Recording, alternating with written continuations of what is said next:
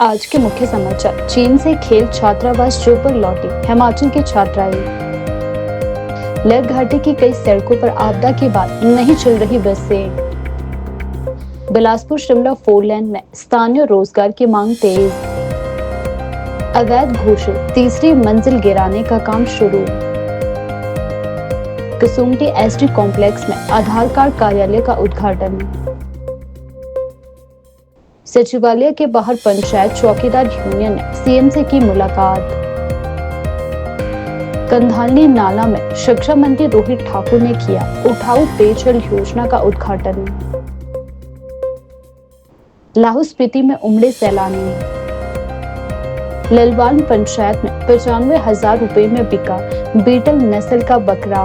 अब समाचार विस्तार से। चीन में आयोजित अंतर्राष्ट्रीय वॉलीबॉल कैंप में भाग लेकर खेल छात्रावास जुबल की छात्राएं ख्याति घोटा, प्रीति आजाद और रिया सुरक्षित रूप से हिमाचल लौट आई है। छात्राओं की उपलब्धि पर प्रसन्नता व्यक्त की और उनके संघर्ष, अनुशासन व टीम वर्क की सराहना की।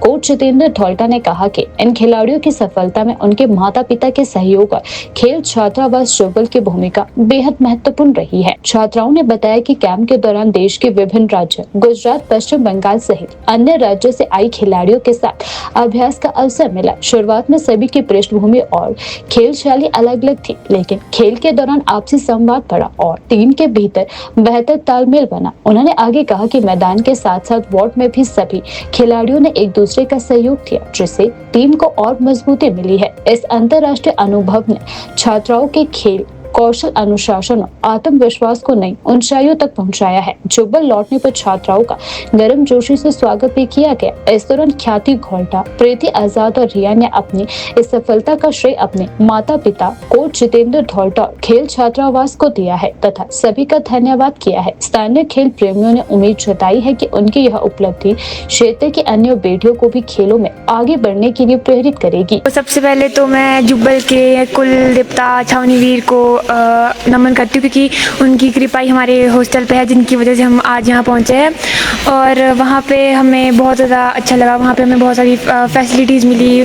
हमारा वहाँ पे काफ़ी अच्छा टूर रहा और भी काफ़ी सारी टीम्स थी, उनसे हमने काफ़ी अच्छा कम्पीट किया। भले ही हम हार गए पर हमने अपना पूरा बेस्ट दिया। और इससे पहले हमारा कैंप भी था जो रांची में लगा था, वहाँ पर भी हमने काफ़ी टाइम 1 महीना बिताया, वो भी हमारा काफ़ी अच्छा गया। तो जैसे आपने बोला, मेरे घर वाले मतलब घर से पहले से ही मतलब वॉलीबॉल का मतलब पहले से काफ़ी ज़्यादा वो रहा है। तो हमारे जो घर में मतलब वॉलीबॉल को एक पार्ट ऑफ लाइफ मानते हैं, उसे फैमिली की तरह मानते हैं। तो पहले मतलब काफ़ी मुझे पहले से ही था कि नहीं, वॉलीबॉल में अपना आगे जाके करियर करना है। वॉलीबॉल मतलब है, मतलब पहले से ही हम लोग वॉलीबॉल के काफ़ी ज़्यादा शौकीन रह चुके हैं। उनके लिए मेरा यही है कि अगर आप ठान लो तो आप कर सकते हो। अगर आप लोग मेहनत करोगे, बाकी ऐसी मतलब नशे वगैरह से दूर रहोगे, मेहनत करोगे, मतलब अपना पूरा वो दोगे, तो आप लोग जो जहाँ हम हैं वहाँ आप भी एक दिन वहीं आओगे। यहाँ से चीन तक का सफ़र हमारा बहुत ज़्यादा अच्छा रहा। मतलब सपना तो हमारा पहले से था कि नहीं इंटरनेशनल खेलना है। मतलब सपना तो बहुत बड़ा हमारा पहले से ही था कि नहीं हमने इंटरनेशनल खेलना ही है। और हमने जो कोच सर ने हमारे को इतनी प्रैक्टिस कराई, बलवंत सर की वजह से आज हम इतने दूर तक यहाँ मतलब इंटरनेशनल लेवल तक हम पहुँच ही गए। तो इसमें कोच सर का, बलवंत सर का, हमारे पेरेंट्स का बहुत ज़्यादा योगदान रहा है। तो जब सबसे पहले हम वहाँ पे कैंप के लिए गए थे, तो वहाँ पे अलग अलग स्टेट्स की लड़कियाँ थी, कुछ गुजरात से थी, कुछ वेस्ट बंगाल थी। तो पहले हमारा इतना कोऑर्डिनेशन हुआ नहीं, पर जैसे जैसे हमने खेलना शुरू किया, हम लोगों ने टीम वर्क किया, वैसे ही हमारा कोऑर्डिनेशन बहुत ज़्यादा अच्छा हो गया, जिस वजह से हमारा मतलब वर्ल्ड में 7th रैंक आया। मतलब काफ़ी अच्छा कोऑर्डिनेशन हमारा बन गया था। भले ही हमारा इतना अच्छा बन नहीं पाया था, क्योंकि अलग अलग स्टेट से थे, कुछ किसी को हिंदी नहीं आती, किसी को बातचीत नहीं आती। तो फिर बाद में जैसे हमने टाइम स्पेंड किया एक दूसरे के साथ, तो हमारे कोऑर्डिनेशन बहुत अच्छा हो गया। हमारा सब बहुत अच्छा रहा और हमें बहुत अच्छा लगा। यहाँ पे हमारा बहुत अच्छे तरीके से स्वागत हुआ है। तो बहुत अच्छा लगा, हमें यहाँ पे अच्छी तरीके से हमारा स्वागत किया गया। घर में बहुत ही अच्छा माहौल था, क्योंकि मेरे पापा चाहते थे कि मेरे पापा का सपना था कि मैं जाने के इंडिया के लिए, मतलब मेरे पापा ने बहुत मेहनत की है मुझे मतलब यहाँ तक पहुँचाने के लिए। तो पापा बहुत ज़्यादा खुश थे। जब मैंने पापा को बताया, पूरी फैमिली बहुत ज़्यादा खुश थी। कोच सर बहुत खुश थे, बलवंत सर बहुत खुश थे, पूरे हॉस्टल वाले बहुत ज़्यादा खुश थे। मुझे बहुत अच्छा लगा, क्योंकि पहले हमें ऐसे होता है कि जैसे हम नेशनल खेलते थे, तो हमें ऐसा लगता था कि नहीं हमें नेशनल से आगे जाना है। तो फिर जैसे जैसे हम आगे बढ़ते गए, फिर कोच साहब ने बहुत सपोर्ट किया हमारे टेस्ट के लिए, हमारे ट्रायल इसी साथ फिर ऐसे मुझे बहुत अच्छा लगा। उसके लिए हमारे बच्चे दिन रात मेहनत करते हैं और हमारे कोचेज एफर्ट करते हैं। और अगर आप बिना लक्ष्य से दौड़ते रहोगे तो आप हाटकोटी या शिमला नहीं पहुंचोगे। लक्ष्य आपको रखने पड़ेंगे, ठीक है। और कोई भी लड़ाई जब लड़नी होती है तो उसमें आपके लक्ष्य फिक्स होने चाहिए। हाँ, कई बार कुछ लक्ष्य रह जाते हैं, परंतु उम्मीद नहीं छोड़ी जा सकती। उम्मीद है और हमारे बच्चों ने एक ये रोल मॉडल है अभी इस हॉस्टल की, और आई होप कि आने वाले कल यहाँ से कोई और निकलेंगे। और इन बच्चों से हमारी उम्मीदें ज़्यादा हैं और मेरे कोचिज से मेरी उम्मीदें ज़्यादा हैं। और एजुकेशन में जो हम लोग होते हैं शिक्षाविद, हम शिक्षा का काम भी करते हैं और हम ये ज़रूर देखते हैं कि बच्चों में पोटेंशियल की कमी नहीं है हिमाचल में। ये साबित हो गया है कि जब 12 बच्चों में 3 बच्चे जुब्बल के हॉस्टल से हिमाचल प्रदेश के थे टीम ने, उसके लिए जितने भी लोगों ने हमारा सहयोग किया उसके लिए धन्यवाद। चाहे वो अंतर्राष्ट्रीय कोचिज़ है, इंटरनेशनल लेवल पे जो कोचिज़ गए थे, मैं उनका भी बधाई देता हूँ। पिछले 2 महीने मेरी बेटियों का जिस तरह से उन्होंने ख्याल रखा उसके लिए वो भी बधाई के पात्र है और मैं धन्यवाद करता हूँ आपके माध्यम से। हाल ही में आई प्राकृतिक आपदा के बाद कुल्लू जिला की लग घाटी क्षेत्र की कई सड़कों पर अभी तक बस सेवाएं बहाल नहीं हो पाई है, जिससे स्थानीय लोगों को भारी परेशानियों का सामना करना पड़ रहा है। सड़कों की हालत खराब होने और जगह जगह भूस्खलन के चलते परिवहन व्यवस्था ठप पड़ी हुई है। इसका सीधा असर आम जनता, छात्रों, कर्मचारियों और मरीजों पर पड़ता आ रहा है। लग घाटी के दूर दराज गाँव को जोड़ने वाली प्रमुख संपर्क सड़कों पर कई स्थानों पर मलबा जमा है, जबकि कुछ जगहों पर सड़कें पूरी तरह क्षतिग्रस्त हो चुकी है। ऐसे में हिमाचल पथ परिवहन निगम HRTC की बसें इन मार्गों पर नहीं चल पा रही है। स्थानीय लोगों को मजबूरी में पैदल यात्रा करनी पड़ रही है या महंगे निजी वाहनों का सहारा लेना पड़ रहा है। ग्रामीणों का कहना है कि बस सेवाएं बंद होने से सबसे ज्यादा परेशानी छात्रों और बीमार लोगों को हो रही है। स्कूल और कॉलेज जाने वाले छात्रों को कई किलोमीटर पैदल चलना पड़ता है। वहीं मरीजों को समय पर अस्पताल पहुंचने में भी दिक्कतें आ रही है। कई बार आपात स्थिति में भी वाहन उपलब्ध नहीं हो पा रहे हैं, जिससे लोगों की चिंता बढ़ती जा रही है। स्थानीय पंचायत प्रतिनिधियों और ग्रामीणों ने प्रशासन पर नाराजगी जताते हुए कहा कि आपदा को काफी समय बीत चुका है, लेकिन सड़क बहाली का काम बेहद धीमी गति से चल रहा है। उन्होंने मांग की है कि लग घाटी क्षेत्र की सड़कों को प्राथमिकता के आधार पर बहाल किया जाए ताकि बस सेवाएं जल्द से जल्द शुरू हो सके। ग्रामीणों ने यह भी आरोप लगाया कि सड़कें बंद होने के कारण रोजमर्रा की जरूरतों का सामान गाँव तक भी नहीं पहुँच पा रहा है। राशन, सब्जी और अन्य जरूरी वस्तुओं की आपूर्ति प्रभावित हो रही है, जिससे लोगों को अतिरिक्त खर्च उठाना पड़ रहा है। वहीं प्रशासन की ओर से बताया गया है कि प्रभावित सड़कों पर मलबा हटाने और मरम्मत कार्य लगातार जारी है। प्रशासन ने लोगों से धैर्य बनाए रखने की अपील की है, लेकिन स्थानीय लोग जल्द समाधान की मांग कर रहे हैं। लग घाटी क्षेत्र के लोगों का कहना है कि हर साल आपदा के बाद यही स्थिति उत्पन्न होती है, लेकिन स्थायी समाधान नहीं निकल पा रहा। उन्होंने सरकार और जिला प्रशासन से मांग की है कि सड़कों को आपदा रोधी तकनीक से मजबूत किया जाए ताकि भविष्य में ऐसी समस्याओं से बचा जा सके। फिलहाल बस सेवाएं बंद होने से लग घाटी का जनजीवन बुरी तरह से प्रभावित हो रहा है। बिलासपुर शिमला नई फोरलेन परियोजना में स्थानीय लोगों और स्थानीय वाहनों को प्राथमिकता पर रोजगार देने की मांग उठी है। राष्ट्रीय देवभूमि पार्टी ने कहा कि विकास के नाम पर बड़े प्रोजेक्ट्स में स्थानीय हितों की अनदेखी अब बर्दाश्त नहीं की जाएगी। पार्टी ने स्पष्ट किया कि फोरलेन परियोजना तभी सार्थक होगी जब इसमें हिमाचल के स्थानीय युवाओं, मजदूरों और वाहन चालकों को उचित रोजगार मिलेगा। पार्टी ने मांग की है कि निर्माण कार्यों में सभी अकुशल, कुशल और अर्धकुशल कार्यों में स्थानीय लोगों को प्राथमिकता दी जाए। वहीं मटेरियल ट्रांसपोर्टेशन व मशीनरी कार्यों में स्थानीय वाहनों को अनिवार्य रूप से कार्य दिया जाए। साथ ही परियोजना से प्रभावित लोगों को उचित मुआवजा और रोजगार की गारंटी देने की भी मांग की गई है। राष्ट्रीय देवभूमि पार्टी ने चेतावनी दी है कि यदि NHAI और ठेकेदार कंपनियों ने स्थानीय रोजगार की अनदेखी की तो पार्टी आंदोलन करने से पीछे नहीं हटेगी।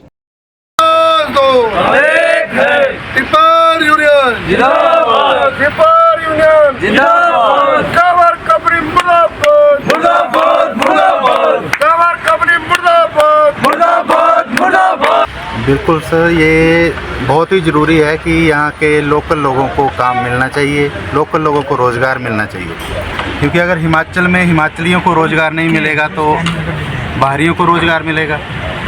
हम ये मुद्दा पहले भी उठा चुके हैं, चाहे वो एम्स हो, चाहे वो रेलवे हो, चाहे कीरतपुर बिलासपुर जो ये NH बना है, इस पे भी हमने बहुत धरने दिए हैं। बहुत बार हमने सरकार से ये मांग की है कि लोकल लोगों को रोज़गार दिया जाए और लोकल लोगों को काम दिया जाए। जो टिप्पर, जो ट्रांसपोर्टेशन का काम है, वो लोकल टिप्परों को मिलना चाहिए, लोकल लोगों को काम मिलना चाहिए और लोकल लोगों की गाड़ियाँ भी ट्रांसपोर्टेशन के लिए लगनी चाहिए। ये उनका हक है। हिमाचल प्रदेश का जो हक है वो उनको मिलना चाहिए, हिमाचल के लोगों को। बस इतनी मांग मैं करना चाहता हूँ और सरकार से निवेदन रहेगा कि इन मांगों को वो पूरा करें और जो जितनी भी कंपनियां कंस्ट्रक्शन में लगी हुई हैं, रेलवे में हो चाहे 4 लेन में हो, तो लोकल लोगों को काम दिलवाएं। यही सरकार का काम होता है कि हिमाचल के लोगों को रोज़गार दें ताकि हिमाचल विकसित हो। संजौली मस्जिद में अवैध घोषित की गई तीसरी मंजिल को गिराने का काम एक बार फिर शुरू हो चुका है। प्रदेश वक्फ बोर्ड और संजौली मस्जिद कमेटी के सहयोग से वीरवार को अतिक्रमण हटाने की प्रक्रिया दोबारा शुरू हुई। हालांकि मस्जिद की निचली 2 मंजिलों पर प्रदेश उच्च न्यायालय ने फिलहाल स्टे लगा रखा है। नगर निगम कोर्ट से मस्जिद की 3 मंजिलों को गिराने के आदेश आने के बाद मुस्लिम पक्ष ने स्वयं निर्माण गिराने की बात कही थी। इसके तहत पहले ऊपरी 2 मंजिलों को धीमी गति से गिराने का काम शुरू किया गया था, लेकिन बजट की कमी के चलते यह प्रक्रिया बीच में ही रोक दी गई थी। अब प्रदेश वक्फ बोर्ड से बजट मंजूर होने के बाद तीसरी मंजिल को गिराने का कार्य दोबारा शुरू किया गया है। प्रदेश वक्फ बोर्ड के स्टेट ऑफिसर KD मान ने बताया कि 1 महीने के भीतर तीसरी मंजिल गिराने का काम पूरा कर लिया जाएगा। उन्होंने कहा कि पहले बजट की कमी के कारण काम रुका हुआ था। उल्लेखनीय है कि इससे पहले नगर निगम शिमला और जिला अदालत की ओर से पूरे भवन को अवैध घोषित किया जा चुका है। उसके बाद 21 नवंबर को देवभूमि संघर्ष समिति ने मस्जिद का बिजली पानी कनेक्शन काटने और नमाज सहित अन्य गतिविधियों पर रोक लगाने की मांग को लेकर आमरण व क्रमिक अनशन शुरू किया था। प्रशासन और सरकार की ओर से कार्यवाही न होने पर 21 सितंबर को बड़ी संख्या में लोग संजौली में एकत्र हुए और विरोध प्रदर्शन किया गया। प्रशासन की कार्यवाही के आश्वासन के बीच मुस्लिम पक्ष ने मामले को लेकर प्रदेश उच्च न्यायालय में याचिका दायर की। इस पर सुनवाई करते हुए उच्च न्यायालय ने मस्जिद की निचली 2 मंजिलों को गिराने के आदेशों पर स्टे लगा दिया। गौरतलब है कि संजौली मस्जिद विवाद पिछले 2 वर्षों से प्रदेश ही नहीं बल्कि देश भर में चर्चा का विषय बने हुई है। 1 वर्ष पहले देवभूमि संघर्ष समिति समेत विभिन्न हिंदू संगठनों ने संजौली में उग्र प्रदर्शन किया था, जिसे नियंत्रित करने के लिए पुलिस को लाठीचार्ज तक करना पड़ा था।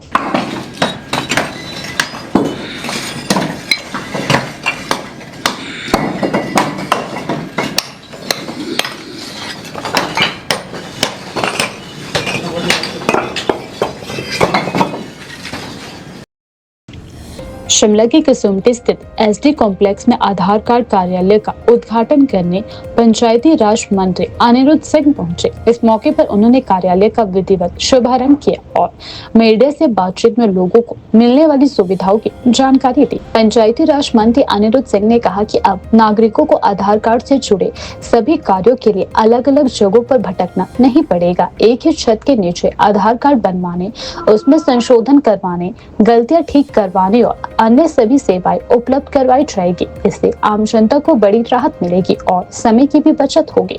उन्होंने बताया कि हिमाचल प्रदेश में 3 जिलों मंडी, कांगड़ा और शिमला में आधार कार्ड कार्यालय खोलने की अनुमति मिली है।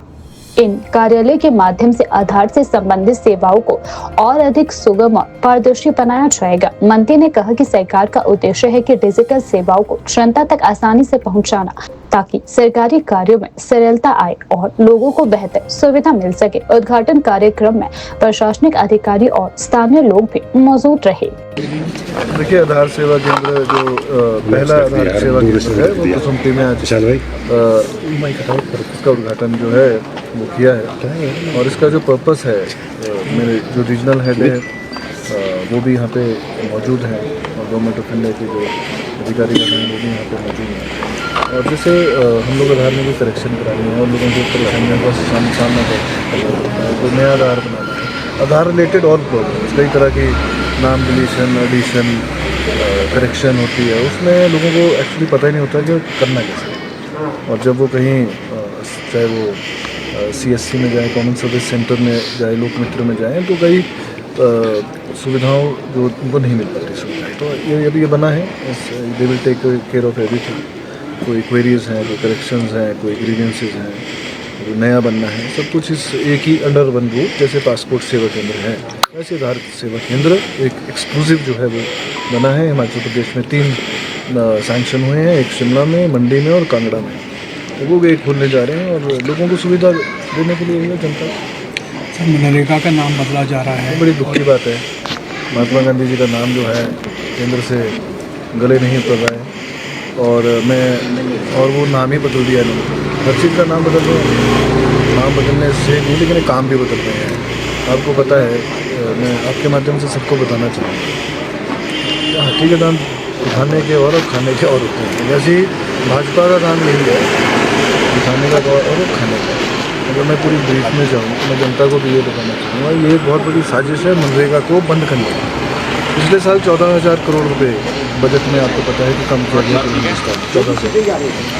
अभी इनके हाथ में इन्होंने रखा है कि किस स्टेट में कौन से सीज़न में काम करना है। उन्होंने अगर आपने पढ़ा होगा तो उसमें लिखा है कि एग्रीकल्चर जब होगा, जिस स्टेट में जो सीज़न होगा उसमें हम लोग अलाउ नहीं करेंगे। तो इन्होंने अपने हाथों में लिया है कि ये लोग डिसाइड करेंगे कि जब एग्रीकल्चर हो रहा है कौन सी स्टेट में।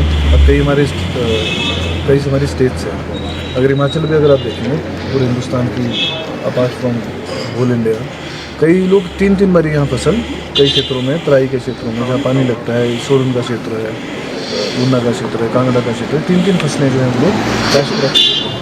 अगर हम सेब की बात करेंगे तो वो सेब का तो पूरे साल ही काम चलता है। तो मैं समझता हूँ ये पैसे ना देने का एक बहाना जो है इन्होंने निकाला है, और आने वाले समय में इससे बेरोजगारी, जो लोग स्वयं रोजगार थे, सेल्फ एम्प्लॉयड थे, वो ख़त्म होकर दोबारा जो है मजदूरी करने पे मजबूर हो जाएंगे। शिमला सचिवालय के बाहर पंचायत चौकीदार यूनियन के प्रतिनिधियों ने मुख्यमंत्री सुखविंदर सिंह सुक्खू से मुलाकात की। इस दौरान यूनियन ने अपनी लंबित मांगों को मुख्यमंत्री के समक्ष रखा। पंचायत चौकीदार यूनियन के प्रदेश अध्यक्ष प्रेमचंद वर्धन ने मीडिया से रूबरू होते हुए बताया कि दैनिक भोगी बनाए जाने के मुद्दे और 425 की अधिसूचना जारी करने को लेकर मुख्यमंत्री ने पंचायती राज विभाग को आवश्यक आदेश दिए हैं, जिससे यूनियन के सदस्य संतुष्ट है। उन्होंने कहा कि सरकार ने उनकी मांगों पर सकारात्मक रुख दिखाया है और यूनियन को सरकार पर पूरा विश्वास है। हालांकि प्रेमचंद वर्धन ने यह भी स्पष्ट किया कि यदि तय समय में इन आदेशों पर अमल नहीं किया गया और मांगे पूरी नहीं हुई तो पंचायत चौकीदार यूनियन सरकार के खिलाफ सड़कों पर उतरने को मजबूर होंगे। यूनियन नेताओं ने उम्मीद जताई है कि सरकार जल्द ही ठोस कार्यवाही करेगी और पंचायत चौकीदारों को उनका हक दिया जाएगा। मैं प्रेम वर्धन, हिमाचल प्रदेश पंचायत चौकीदार यूनियन। अहम मुद्दा हमारा यही था कि जो हम बार बार जो है मुख्यमंत्री से मिल रहे हैं कि अपनी मांगों को लेकर हमारी मांग, चाहे मुख्यमंत्री जो हमारी दैनिक भोगी पंचायत चौकीदार 2022 में बने हुए हैं, उनकी अधिसूचना जो है आज तक जारी नहीं की जा रही है, जो कि 425 रुपये की जो वेतन हमें मिलना था, जब अन्य सभी विभागों को दीपावली से पहले 425 की अधिसूचना जारी कर दी गई है, उसमें पंचायत चौकीदार को वंचित कर दिया गया। हम ये जानना चाहते हैं कि हमें वंचित क्यों किया गया। जब सभी विभागों की अधिसूचना जारी की जाती है तो पंचायत चौकीदारों की सूचना जारी क्यों नहीं की। इसके लिए हम मुख्यमंत्री से मिले, आज ओक ओवर में हम उनसे मिले। उन्हें हमें पूरा विश्वास दिया है कि आपकी इस मांग को तुरंत जो है 2-3 दिन के अंदर जो इसकी अधिसूचना जारी कर दी जाएगी। और उन्होंने सचिव को भी कह दिया कि आपको 10 बार मैंने कहा कि इनकी अधिसूचना को जारी क्यों नहीं की जा रही है, इनकी अधिसूचना जो है जल्द से जल्द जारी की जाए। पंचायत चौकीदार जो है 3670 पंचायत चौकीदार है, जिसमें 3000 के आसपास जो है कार्यरत हैं, जिसमें 1550 जो पंचायत चौकीदार है वो डेली पेड दैनिक भोगी 2022 में बना है। तो बाकी हमारे बचते हैं अंशकालीन चौकीदार जो कि 1500 कुछ के आसपास है। तो उनके भी जो 12 साल का कार्यकाल पूर्ण कर चुके हैं, जिन्हें दैनिक भोगी बनना है, उसके ऊपर जो है सरकार द्वारा रोक लगाई गई है। ये मांग भी हमने मुख्यमंत्री के समक्ष रखी हुई है कि 3 साल जो है सरकार को बने हुए हैं और 3 साल से अंशकालीन चौकीदार जो है इंतज़ार कर रहे हैं कब सरकार जो है इसकी अधिसूचना निकालेगी कि कब इन्हें दैनिक भोगी बनाया जाएगा। तो इसके ऊपर भी मुख्यमंत्री जी ने हमें धर्मशाला में भी कहा था, 28 तारीख को हम धर्मशाला में मिले थे, तो तब भी उन्होंने कहा था कि नियमानुसार जो भी है इसकी अधिसूचना जो है जल्द से जल्द इससे भी निकाल दी जाएगी। हमें पूर्ण विश्वास है मुख्यमंत्री महोदय से कि हमारी जो अधिसूचना है, जो 425 की जो आज इन्होंने आदेश भी दिए हैं, इसे जल्द से जल्द जो है निकालने की अनुमति जो है इन्होंने सचिव को दे दी है, जिसका हम धन्यवाद इनका करते हैं। धरातल पर काम किया जाएगा। मुख्यमंत्री विश्वास के पात्र भी है और गरीबों का दुख देखते भी है। हमें पूर्ण विश्वास है कि हमारी अधिसूचना जो 2 दिन या 3 दिन के अंदर निकाल दी जाएगी। अगर इस अधिसूचना को 2-3 दिन के अंदर नहीं निकाली जाती है तो हमें अपने ही सरकार के खिलाफ रास्ते पे आना पड़ेगा, धरना प्रदर्शन भी करना पड़ेगा अगर इस सूचना को नहीं निकालते हैं तो। आज शिक्षा मंत्री रोहित ठाकुर ने जुब्बल विधानसभा क्षेत्र के कंधाली नाला में उठाऊ पेयजल योजना का विधिवत उद्घाटन किया। इस अवसर पर उन्होंने कहा कि अपने विधानसभा के विकास के लिए वे लगातार प्रयासरत रहते हैं और हर वर्ष क्षेत्र की सभी पंचायतों का दौरा करते हैं। रोहित ठाकुर ने बताया कि उनके विधानसभा के अंतर्गत कुल 62 पंचायतें आती है और वे स्वयं प्रत्येक पंचायत में जाकर विकास कार्यों की स्थिति का जायजा लेते हैं। उन्होंने कहा कि क्षेत्र में लगभग 500 करोड़ रुपए की विभिन्न विकास परियोजनाएं चलाई जा रही है, जिनका उद्देश्य लोगों को बेहतर बुनियादी सुविधाएं उपलब्ध करवाना है। शिक्षा मंत्री ने कहा कि पंचायतों में जो भी विकास कार्य प्रस्तावित है उनका निरीक्षण उनके द्वारा स्वयं किया जाएगा और यह सुनिश्चित किया जाएगा कि सभी कार्य तय सीमा में पूरे हो। उन्होंने अधिकारियों को निर्देश दिए कि जनहित से जुड़े कार्यों में किसी भी प्रकार की देरी न हो। उठाऊ पेयजल योजना के शुरू होने से कंधाली नाला और आसपास के क्षेत्रों के लोगों को पेयजल की समस्या से राहत मिलने की उम्मीद है। कार्यक्रम में स्थानीय जनप्रतिनिधि, अधिकारी और बड़ी संख्या में ग्रामीण मौजूद रहे। ब्लॉक मेडिकल ऑफिसर, सभी जो अधिकारी हैं, सबसे पहले मैं आप सभी का, यहाँ की प्रभु जनता जनार्दन का धन्यवादी हूँ, आभारी हूँ जो आपने यहाँ पर हमारा अभिनंदन किया, स्वागत किया। और जैसा मुझसे पूर्व मेरे छोटे भाई कपिल जी ने यहाँ पर सारी बातें रखी है, मेरा प्रयास रहता है जहाँ आप सबके आशीर्वाद से एक महत्वपूर्ण जिम्मेदारी शिक्षा मंत्री के रूप में पूरे प्रदेश में रही है, लेकिन अपने विधानसभा क्षेत्र भी किसी दृष्टिकोण से पीछे ना रहे। तो मेरा प्रयास रहता है कि कम से कम हर वर्ष अपनी पूरी, जहाँ हमारे विधानसभा क्षेत्र के अंतर्गत 62 पंचायतें आती है, कि हर वर्ष कम से कम एक दफ़ा हम अपनी पंचायत में जाए और इसके अंतर्गत ही जो हमारे बहुत से विकास के दृष्टिकोण से जो कार्य हमारे यहाँ पर थोड़ा पंचायत जो हमारे विधानसभा क्षेत्र की सबसे बड़ी पंचायत है, आज उसका शिलान्यास, उसके उद्घाटन होंगे। उदाहरण के तौर पे हमारा जो PHC जो हमारी कांग्रेस सरकार के कार्यकाल के दौरान जिसकी नोटिफिकेशन हुई थी, जिसका स्वीकृति हमारे कार्यकाल के दौरान प्राप्त हुई थी, आज उसका कार्य PHC का लगभग कोई 1,73,00,000 की राशि से वो कार्य प्रारंभ हो चुका है। इसी तरह से हमारे जो गत 3 वर्षों के दौरान, क्योंकि सड़कों की बातें जो यहाँ मांग पत्र पड़ा है, लगभग इसमें अधिकतर जो मांगे सड़कों से संबंधित है, क्योंकि हमारा पहाड़ी क्षेत्र है और पहाड़ी क्षेत्र होने के नाते सड़कों की अपनी महत्वता रहती है, अपनी प्राथमिकता रहती है। और हमारे दिवंगत नेता ठाकुर रामलाल जी के समय में भी मैं समझता हूँ सड़कों को प्राथमिकता दी, और इसका एक कारण है कि पूरे हिमाचल प्रदेश में सर्वाधिक जो डेंसिटी ऑफ रोड है, जिसे सड़कों की घनत्वता भी कहा जाता है, वो सर्वाधिक हमारे कोटखाई, जुब्बल और नावर विधानसभा क्षेत्र में है। इन 3 वर्षों में जो कार्य हुआ, जो आपके बड़े बड़े प्रोजेक्ट, अगर आप पूरे बागी से लेकर सोलंग तक की बात करेंगे, नावर क्षेत्र की बात करेंगे, लगभग कोई 500 करोड़ के आसपास के प्रोजेक्ट हमारे विधानसभा क्षेत्र में इनका कार्य चला है। चाहे हमारी मराठू थोड़ा रोड की बात हो, लगभग कोई 18 करोड़ के आसपास की राशि इसके लिए स्वीकृत है।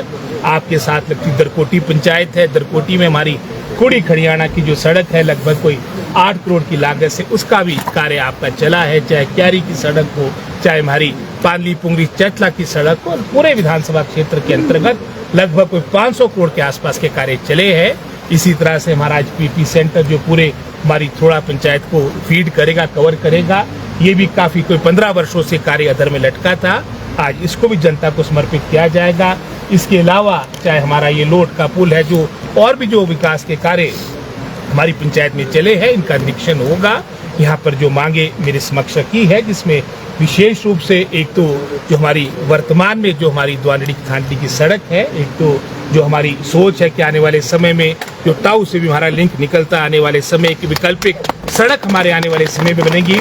इसी सोच के साथ इसकी हमने बजट में भी ये डाली थी और काफ़ी हद तक इसका कार्य आगे उपटाव की तरफ से भी प्रारंभ हुआ। जो बीच में इसकी औपचारिकताएं वो शीघ्र पूर्ण हो, ताकि आने वाले समय में एक वैकल्पिक एक ऑल्टरनेटिव रोड हमारी टाउ से सीधा जो नीचे यहाँ पर आपकी यहाँ जुड़ेगी, ये मेरा अवश्य प्रयास रहेगा। एक आपने सफाई की बात की है, तो निश्चित रूप में ये पीडब्ल्यू डिपार्टमेंट जो 1 किलोमीटर के आसपास आपकी सड़क आपका जिसका निर्माण हो चुका है, जिसमें सफाई की आवश्यकता उसकी सफाई करवाई जाएगी। हालांकि आप जानते कि इन 3 वर्षों के दौरान जहाँ विकास के दृष्टिकोण से बहुत से कार्य हमारे कोटखाई जुब्बल में, चाहे नए संस्थान खोलने की बात थी, आज एकमात्र ऊपरी शिमला का हमारा जो केंद्रीय विद्यालय अगर स्वीकृत हुआ है वो हमारे ही कोटखाई में आपका केंद्रीय विद्यालय आपका स्वीकृत हुआ है। इसी तरह से सब जज कोर्ट की बात हो, बहुत सी नए संस्थान है जो अधर में पड़े वर्षों से दशकों से कार्य थे, चाहे मिनी सेक्टेड बिल्डिंग कोटखाई की बात हो, जनता को समर्पित हुई। आपदा के दौरान भी बहुत नुकसान हुआ, चाहे वो हमारी सड़कों की बात हो, जो अन्य मैं समझता हमारी मूलभूत आवश्यकताएं थी, उसके कारण भी कहीं ना कहीं मैं समझता विकास थमा था। लेकिन निश्चित रूप में आने वाले समय में सड़कों को प्राथमिकता दी जाएगी। एक मेटलिंग टायरिंग की आपने बात यहाँ पर कही है, एक आपने जो शोषण हमारा ऊपर जड़ोली को जोड़ने की बात की, हालांकि दरकोटी की तरफ से भी हमारी सड़क जड़ोली तक हमारी ही कांग्रेस सरकार के कार्यकाल के दौरान उसकी पासिंग हुई थी। और निश्चित रूप में क्योंकि वायलेशन का ही मैटर है, काफ़ी हद तक आपने जो कपिल जी ने भी अपने संबोधन में कहा कि इसकी औपचारिकताएं पूर्ण हो चुकी है, तो इसके लिए निश्चित रूप से प्रयास किया जाएगा। हिमाचल प्रदेश के जनजातीय जिला लाहौल स्पीति के प्रमुख पर्यटन स्थलों सिसु और ग्राम्फू में इन दिनों सैलानियों की भारी भीड़ उमड़ पड़ी है। वीकेंड को लेकर बड़ी संख्या में पर्यटक यहां पहुंचे हैं और बर्फ से ढकी वादियों व प्राकृतिक नजारों का भरपूर आनंद ले रहे हैं। कुल्लू मनाली और लाहौल क्षेत्र में सैलानियों का खासा जमवाड़ा देखने को मिल रहा है। गुरुवार को पर्यटकों के वाहनों की संख्या में इजाफा होने से बंजार में हाईवे 305 भूंतर से मणिकर्ण मार्ग मनाली शहर और लाहौल के कोकसर व ग्राम्फू के बीच वाहनों की लंबी कतारें नजर आई। कई स्थानों पर लंबा जाम भी देखने को मिला, जिससे पर्यटकों को परेशानी का सामना करना पड़ा। पर्यटकों की बढ़ती भीड़ से पर्यटन कारोबारियों के चेहरे खुल उठे हैं। होटल, ढाबा, टैक्सी और अन्य पर्यटन से जुड़े व्यवसायों में रौनक लौट आई है। पर्यटन कारोबारियों का कहना है कि क्रिसमस और नववर्ष के जश्न को लेकर इस बार जिले में रिकॉर्ड संख्या में सैलानियों के पहुंचने की उम्मीद है। मणिकर्ण में पर्यटकों की आवाजाही का अंदाजा इसी बात से लगाया जा सकता है कि पिछले सप्ताह जहां करीब 250 वाहन पहुंच रहे थे, वहीं अब यह संख्या बढ़कर 500 से अधिक हो गई है। पर्यटन कारोबारी गौतम ठाकुर, राजेंद्र प्रकाश और ललित कुमार ने बताया कि दिल्ली में बढ़ते AQI के कारण भी बड़ी संख्या में सैलानी साफ हवा और सुकून की तलाश में कुल्लू मनाली और लाहौल क्षेत्र का रुख कर रहे हैं। उप तहसील भराड़ी की ललवान पंचायत के ललवान गांव में बीटल नस्ल का 15 माह का बकरा 95,000 रुपए में बिका। यह पहली बार है जब जिले में किसी बकरे को इतनी ऊंची कीमत मिली है। खास बात यह रही कि इसे पंजाब के व्यापारी ने खरीदा है और अब यह ब्रीडिंग फार्म के लिए केरल भेजा जाएगा। बकरे के मालिक युवा अश्विनी ने बताया कि उन्होंने लगभग 10 माह पहले पटियाला के नजदीक कराला कस्बे से 25,000 रुपए में बीटल नस्ल का बकरे का बच्चा खरीदा था। उस समय बकरा लगभग 5 माह का था। उन्होंने इसे घर में उगाए गेहूं, बाजरा, जौ और हरी घास से ही पोषण दिया और किसी महंगे आहार का उपयोग नहीं किया। अश्विनी ने कहा कि 10 माह की मेहनत के बाद वही बकरा अब 95,000 रुपए में बिक गया। बकरे की ऊंचाई 4 फीट से अधिक है और वजन लगभग 130 किलोग्राम है। यह बीटल नस्ल के लिए प्रभावशाली मानी जाती है। उन्होंने बताया कि बकरे की कीमत उन्होंने 1,20,000 रुपए रखी थी, लेकिन खरीदार के साथ भविष्य में व्यापारिक संबंध और भरोसा बनाए रखने के उद्देश्य से इसे 95,000 रुपए में ही बेचा गया। इस बकरे ने जिला स्तर की प्रतियोगिता में प्रथम स्थान भी हासिल किया था, जिससे इसकी मांग और बढ़ गई थी। अश्विनी ने कहा कि वर्तमान समय में बकरी पालन युवाओं के लिए बेहतरीन स्वरोजगार का साधन बन सकता है। कम पूंजी में शुरू होने वाला यह व्यवसाय सही देखभाल और मेहनत से अच्छा मुकाम दे सकता है। उन्होंने चिंता जताते हुए कहा कि कई युवा नशे की चपेट में आ रहे हैं और आसान पैसे के लालच में गलत रास्तों पर चल पड़ते हैं। यदि युवा बकरी पालन जैसे व्यवसाय अपनाएं तो न केवल बेहतर आमदनी हो सकती है बल्कि समाज में सकारात्मक संदेश भी जाएगा।